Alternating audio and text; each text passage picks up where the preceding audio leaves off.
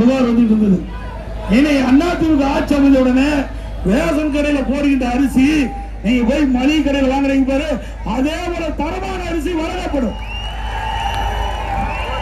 அது எவ்வளவு செலவானாலும் பரவாயில்ல, பத்தி கவலையே இல்லை. ஏழைகளுக்கு அற்புதமான தரமான நல்ல அரிசி ரேஷன் கடையில விலை இல்லாம வழங்கப்படும். ஆந்திராவில் கொடுத்துட்டு இருக்காங்க.